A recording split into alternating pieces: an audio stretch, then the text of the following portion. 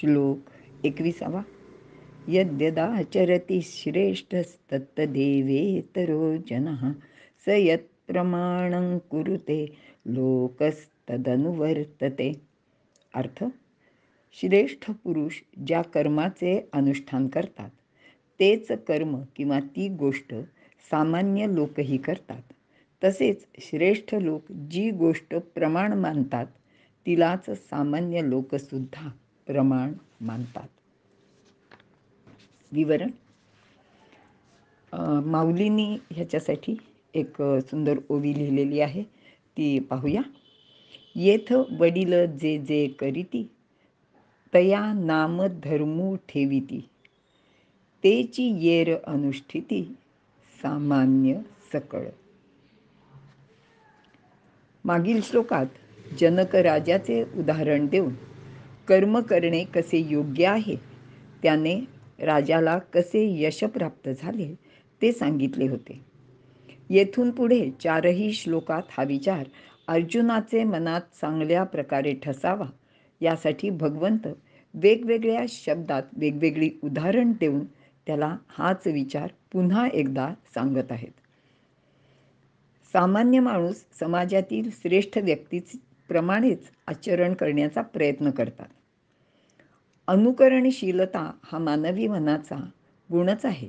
अगदी लहानपणापासून याचा आपण विचार केला तर असे अनुकरण आपण सततच करत आलेलो आहोत.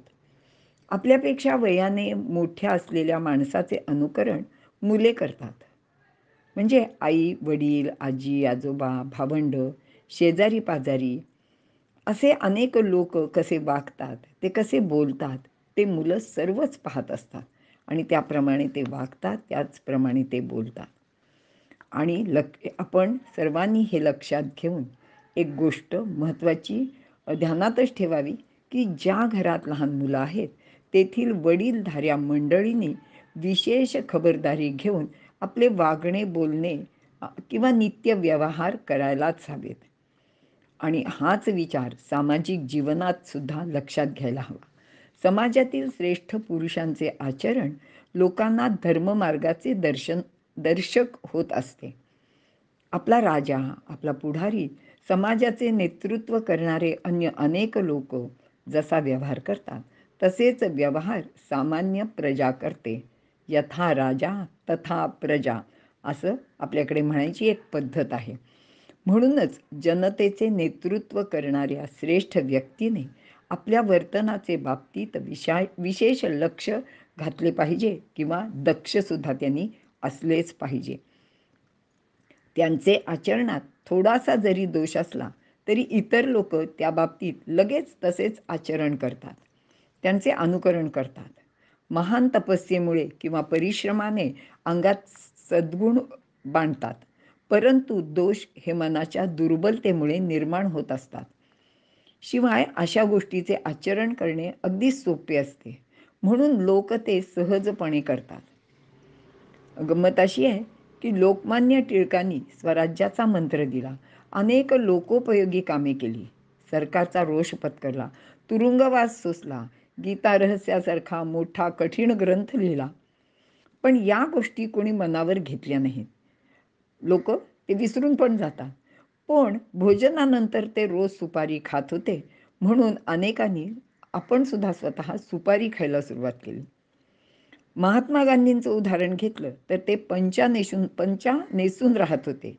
त्यांचे अनुकरण फक्त विनोबाजींसारख्या एखाद्याचं अनुयायाने केले, कारण 12 महिने तसे वागणे अतिशय अवघड होते. आणि याचा विचार केला तर चांगली पण अवघड गोष्टी करणे सामान्य माणसांना नकोच असते. सहज सोप्या गोष्टीचे अनुकरण ते करतात. याचे भान श्रेष्ठ लोकांनी ठेवायलाच हवे.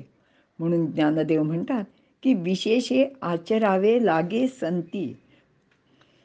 श्रेष्ठ माणूस कोणाला म्हणावे तर शरीर, बुद्धी, संपत्ती इत्यादी बरोबरच वैराग्य, त्याग, प्रेम, ज्ञान असे सद्गुण हे स्वतः करता नसून परमेश्वराने ते इतरांचे कल्याणाकरता दिलेले आहेत आणि या सर्वांचा उपयोग ते इतरांसाठी झाला पाहिजे असे जो समजतो, असे जो वागतो तोच खरा श्रेष्ठ पुरुष होय.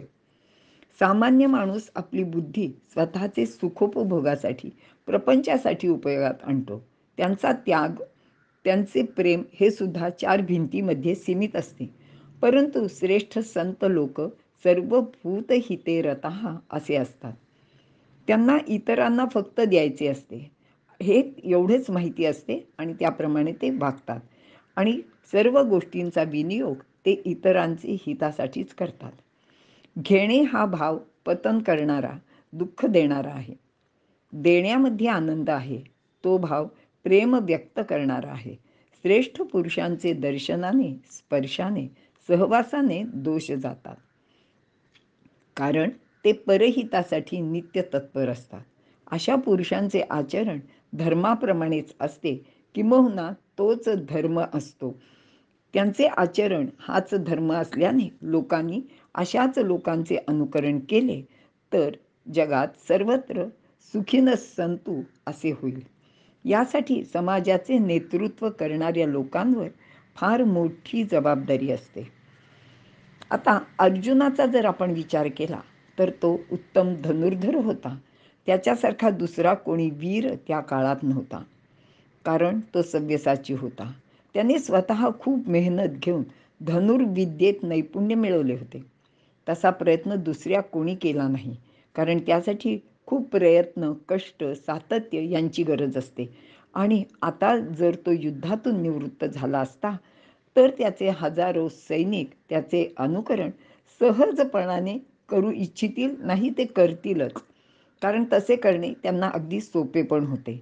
खरे तर असे अंधानुकरण कोणी करू नये, पण सामान्य लोकांजवळ एवढा विवेक किंवा विचारही नसतो. सोपे आणि चटकन करता येईल तसेच त्याचे उदाहरणसुद्धा त्यांना देता येते. एवढा मोठा माणूस ही गोष्ट करतो तर मग आम्ही केलं तर काय बिघडतं, असा विचारही ते लोक करतात. पण हे सर्व मनाच्या दुर्बलतेचे लक्षण आहे.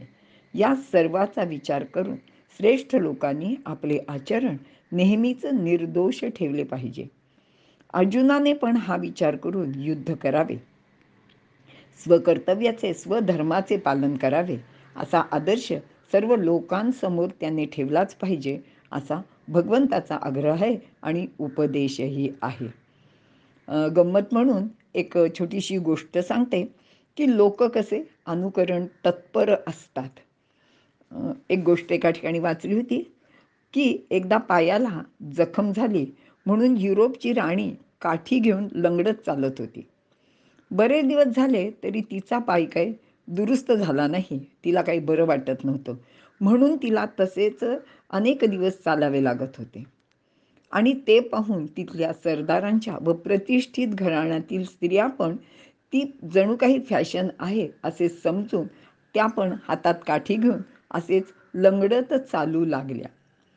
ह्यातला विनोदाचा भाग सोडून द्या, पण लोक कशाचंही कसं अनुकरण करतात हे आपण लक्षात घ्यायला पाहिजे. इथे थांबूया.